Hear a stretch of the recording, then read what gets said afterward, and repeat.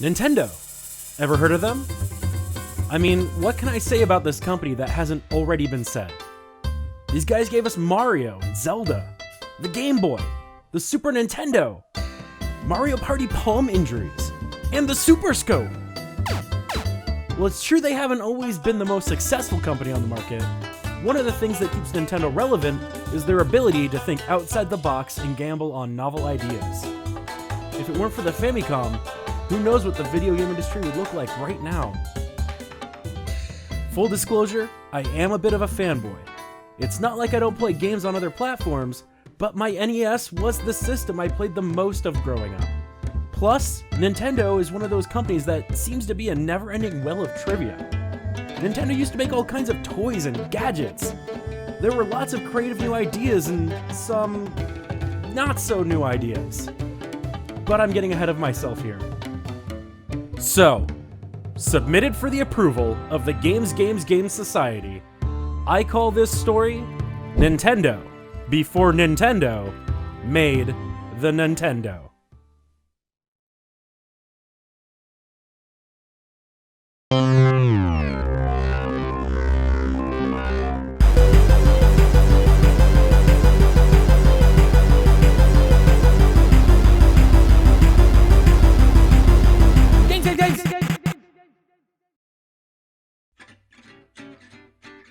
Nintendo's story starts in 1889 in Japan, with a man who took a gamble by selling Hanafuda cards. If you want to know more about Hanafuda, the Wikipedia article is a great place to start. I'll link to it below.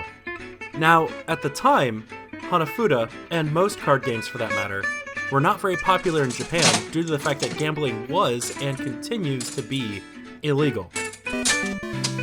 Also, it didn't help that a round of Hanafuda takes longer to play than Western-style card games, like blackjack or poker. Enter Fusajiro Yamauchi. Mr. Yamauchi believed that he could spur the popularity of Hanafuda if he made cards that were crafted with high-quality materials. He founded Nintendo Koppai in 1889 to prove it. Mr. Yamauchi's cards were hand-painted and made of mulberry bark, making other cards on the market look crude and flimsy by comparison. Nintendo's cards quickly became popular in Japan and sought after for their beautiful craftsmanship. Demand eventually became too much to handle alone, and Mr. Yamauchi was forced to hire more people to help with production. Business was good, and by the time Fusajiro was ready to think about retirement, Nintendo Koppai had a shop in Kyoto and one in Osaka. At this point, Nintendo was the largest manufacturer of Hanafuda and other playing cards in the nation. Traditionally in Japan, the control of a private business is similar to monarchy. Control would pass down to the eldest son. But Fusajiro had no sons. He did, however, have a son-in-law by the name of Sekiryo Kaneda. Sekiryo was formally adopted into the Yamauchi family and took over Nintendo in 1929. I really don't know too much about Sekiryo.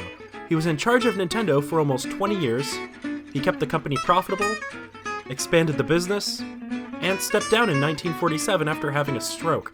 In his time, he renamed Nintendo Koppai to Yamauchi Nintendo & Company. He also founded Marufuku, a second company specifically to handle the distribution for Nintendo's playing cards. Just like Fusajiro, Sekiryo had no sons of his own, so he adopted his son-in-law, Shikanojo. However, unlike his father-in-law, Shikanojo left his wife and son, and therefore would not inherit control of Nintendo. Instead, Sekiryo named his grandson, Hiroshi Yamauchi, as his successor.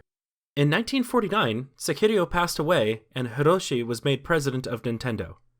Hiroshi was only 22 at the time and had never managed a business before. This made many of the employees at Nintendo uneasy. They had very little faith that such a young and inexperienced president could successfully manage the Yamauchi's family business and went on strike. The expectation was that the new president would fold under their demands. But then, Hiroshi Yamauchi would make a move that would later be recognized as a hallmark of the man, for better or worse. But we'll cover that, and much more, in part 2. If you like this video and you'd like to see more, please like and subscribe to Games. Also, if there are any other topics or games you'd like to see me cover in the future, just leave a comment below or tweet me a tweet at GGGamesShow. In the next episode, I sit down with Adam Chandler and Brant Andrus to share our perspectives on what it was like going to game school to study art. It's the first of what I hope to be many interviews with amazing people from all avenues of our gaming culture. I'll see you then.